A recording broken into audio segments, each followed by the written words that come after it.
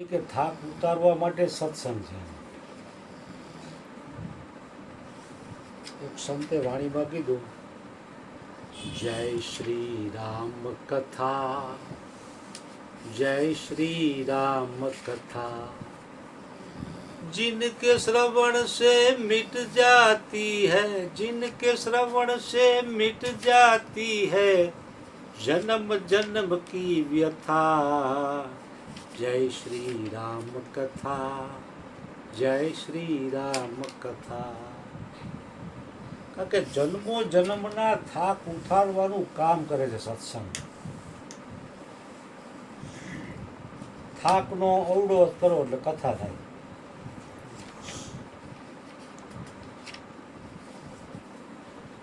માણસો એમ કે હું થાકી ગયો એટલે હું સૂઈ ગયો. મહાપુરુષો સૂતા નથી, આઠે પહોર જાગે. આઠે પહોર ને 64 ઘડી તું રટના રટી લે હરી હરી. આઠે પહોર જાગ્યા મહાપુરુષો. ભગવાન કેટલા દયાળુ ને કરુણાના સાગર છે કે 8 પહોર ન થાય તો તમને એક પહોર કીધું.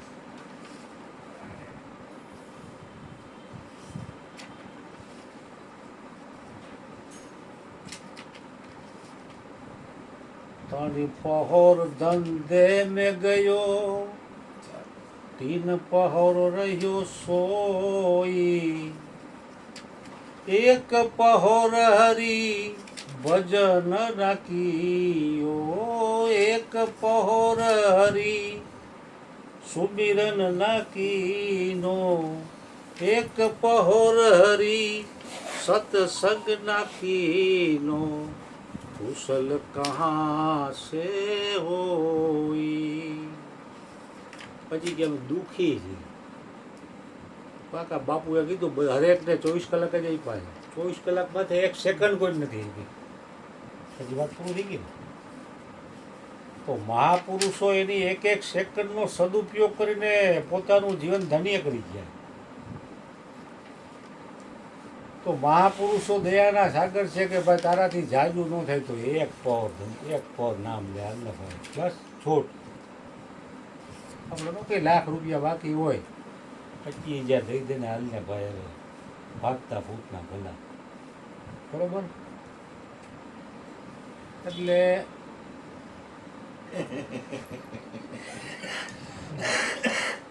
એક પહોરમાંથી મહાપુરુષોએ દયા થઈ ગઈ કે બાપજી મારાથી 1 પહોર નહીં થાય. કાંઈ વાંધો નહીં, 1 ઘડી તો થાય કે નહીં? 1 ઘડી નહીં થાય. આધી હાલ ને એ નહીં થાય. આધી ઈથી આધી ઈથી આધી.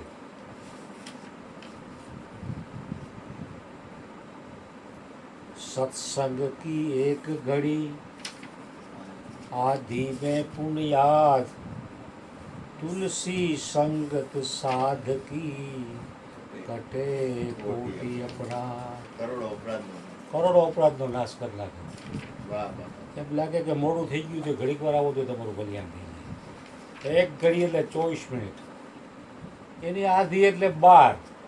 આધી મેં પુણ્ય આધારે 6 મિનિટ નો નીકળે કે બાપુ 6 મિનિટે નહીં થયો મારાથી.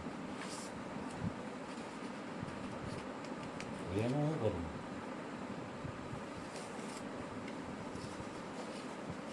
સચ્ચિદાનંદ સ્વરૂપ પરમાત્મા રહ્યો ને એ વાણીથી પર છે, વિચારથી પર છે. હે રામજી, સચ્ચિદાનંદ સ્વરૂપ જે બ્રહ્મ છે તે વાણી કે વિચારમાં આવતું નથી. એનું તેજ નિભેશ એટલે આંખના 13 પલકારા પડે એટલી વખત જો કોઈ યાદી કરશે તો એના જન્મ મરણ મટી જાય. તે નિમિષ, હે રામજી, તે નિમિષ પણ જો કોઈ સચ્ચિદાનંદ સ્વરૂપમાં સ્થિર થયું તો હે રામજી એ જેના જન્મ મરણ મટી જાય. તો કેટલી તાકાત કહેવાય 1 નિમિષની. તો 24 કલાક કરતા એટલી કેટલી તાકાત હોય?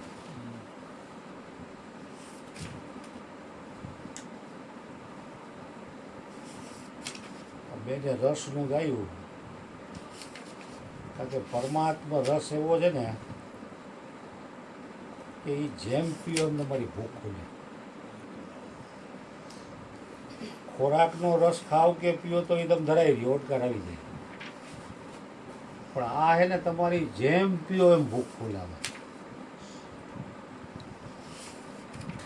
આપણે ગુરુજીની વાણીમાં એકમાં કીધું, હરિરસ પાયો મુને, હરિગુણ હરિરસ પાયો મુને, મૂળ નામ સમજાયો, સદગુરુએ અમને હરિગુણ હરિરસ પાયો, સદગુરુએ અમને હરિગુણ હરિરસ પાયો.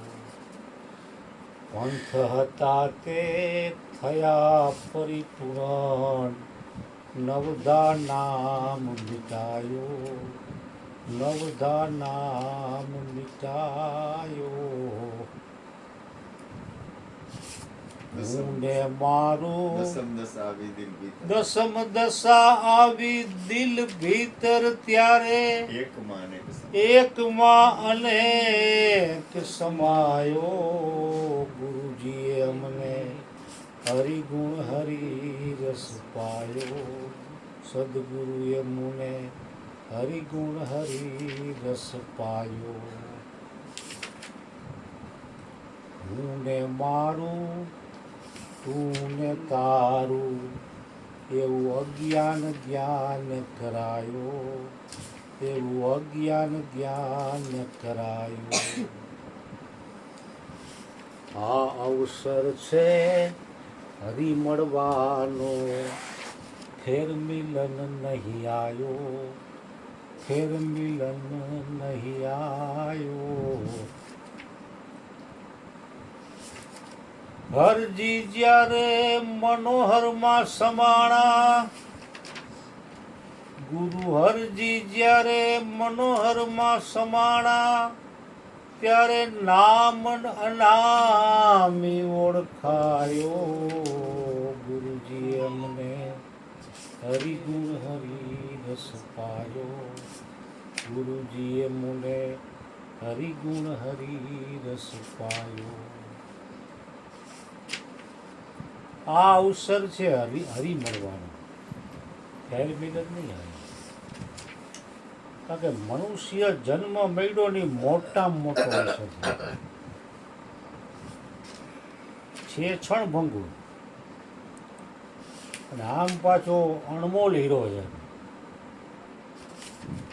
આ મનુષ્ય જન્મ ધરીનો હરિનો ભજે તો ને લાખ વાર ધિકાર એમ મહાપુરુષ. કારણ કે બીજી યોનિઓમાં તો ભજન થઈ કેમ નથી? ગધેડામાં ભજન ગવાય, સત્સંગ કરાય, જય સાગર ભાગવત વચાય, જે સમજી શકે એવા પણ સમજો વાત થાય ને. ધંધે કોક આવ્યો હોય તો હું એક શબ્દ ન બોલું, કઈ અહીંયા ધંધાની વાત કરવાની. જ્યાં જેવો ત્યાં તેવો થેજ કરીને થાણા દિયા ઠેરાય. બેઠા દોઈએ બકરા ને ઊભા દોઈએ ઊંટ, જેવો વાય વાયરો તેવી દઈએ પૂંઠ. એની યાર એમ લાગે ગો ધંધો આપણે જેવા જ છે, મારે ક્યાં મોટું થઈને પૂજાવું છે. આવું ભાઈ હરખા આપણે બે હરખા. એટલે મહાપુરુષો આ મનુષ્ય દેહની સાર્થકતા કરી છે. એટલે મનુષ્ય જન્મની સાર્થકતા કરી ને એ જ મનુષ્ય જન્મ મળવાનું ફળ છે. જેમ કારખાનામાં નોકરી કરો તો 1 મહિનો કામ કરો તો પગાર દે પરવડો દીધી, દિવાળીએ બોનસ આપે કામ સારું હોય તમારું. તો મારા દીકરાનું કામ કરવું નથી, ફળ જોઈએ. કામ કરવું નથી, પગાર લો કે બાપુજીને બગીચો કોઈ આપી દે. સંતને સંતપણા રે મનવા નથી મફતમાં મળતા, નથી મફતમાં મળતા. એના મોંઘા મૂલ ચૂકવવા પડતા સંતને, સંતપણા રે મનવા નથી મફતમાં મળતા. અરે સંતોએ આખું જીવન ઢીચોવી નાખ્યું છે, ત્યારે એ બે શબ્દ બોલે છે. એ 100% રેણીવાનું હોય તે 2% બહાર પાડે. એને ખબર છે કે જગતના જીવડા કાંઈ પચાવી શકે એમ નથી, બેઠા હોય ત્યાં સુધી આયા, પછી હતા એ નહીં. આ નર ઘણાય ની વાતું સાંભળે ને અંતે એવા ને એવા. એ અમથું કીધું હોય એમાં કોક કોક કૃષ્ણ ભગવાને ગીતામાં ક્યારે કીધું હોય કે હે અર્જુન, કરોડમાં કોઈ એક જેમ મારી પાસે આવે તો પ્રભુ આપણે જાય છે ક્યાં? તો કે મારી ત્રિગુણાત્મક માયાની ઝાડ જે બિછાવેલી છે ને અહીંયા ક્યાંક ને ક્યાંક રોકાય. પેલું પગથિયું ચીડો કલર ટીવી એ લઈ લેવાય, ચેનલું જોવાય ઘરે બેઠા બેઠા એસી ચાલુ કરીને. બીજા પગથિયે એસી લઈ લેવાય. બીજા પગથિયે ઘરઘંટી, લોટ દરવાની માથાકૂટની વોશિંગ મશીન. હે અર્જુન, મારી ત્રિગુણાત્મક માયા છે ને એમાં ક્યાંક ને ક્યાંક રોકાઈ જાય છે. હજી મારા સુધી પહોંચી નથી શકતું હજી. કારણ કે પરમાત્માની માયા ઝાડ જેવી બિછાવેલી છે, તે હારા લપટી જાય. વાતું ભલે ને મોઢેથી ગમે એવી કરતો હોય, માયલા ગુણ તો મહાદેવજી જાણતા હોય ને. હું તમને કેવો સારો માણા લાગુ, મારી મને ન ખબર હોય? મારા ઘરના પૂછો તો તારે ખબર હોય, આ નહીં ખબર હોય, બાપુ નહીં ખબર હોય, આ મોટા બાપુને થાવ ખબર હોય. અમુક માણસો મારી છઠ્ઠી જાણતા હોય. એટલે આ બધું એવું હોવું છે ભાઈ.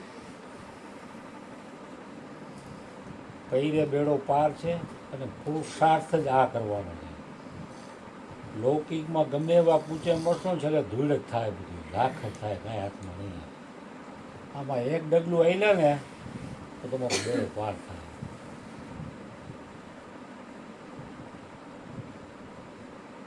તમે એક ડગલું હાલો તો પરમાત્મા તો હમો દોડે એમ છે. અમે અમારે ભાગે આવતું કરીએ તો તારે ભાગે આવતું કરવામાં તો તું પાછળ દોડે છે. પણ દીકરો મારો પોતાના ભાગે આવતું કરે તો ને, તો પરમાત્મા તો પાછળ દોડે કે આ જીવ મેં આને મનુષ્ય દેહ આપ્યો મારી પ્રાપ્તિ માટે. તો એ તો રાજી થાય અંતરથી કે ના, દીકરો મારો એક તો નીકળો મને પામવા વાળો. અંદર છાતી ફૂલે, ગજગજ ફૂલે, પ્રસન્ન થાય. જેમ ખોવાઈ ગયેલો દીકરો મળે તો માં કેવી રાજી થાય? પરમાત્મા તો માની પણ માં છે, સદગુરુ પણ માની માં છે. સદગુરુનું શરીર સ્ત્રીનું હોય કે પુરુષનું હોય, માં જ છે. ભલે પુરુષનું એક સ્ત્રીનું હોય, માં બીજા બધા વગડાના વાહ. એટલે આ બધી વાતોનો તો અંત આવે એવું નથી ભાઈ. એ સદગુરુ મહારાજને હૃદયથી પ્રાર્થના કરી દઈ કે તમે પણ અમારી માની પણ માં, પરમ માં છો. તમારા થકી અમે ઉજળા છીએ. એટલે આવું ને આવું પ્રેમ અમારી ઉપર વરસાવતા રહેજો, એવી હૃદયથી પ્રાર્થના. સદગુરુ મહારાજની જય.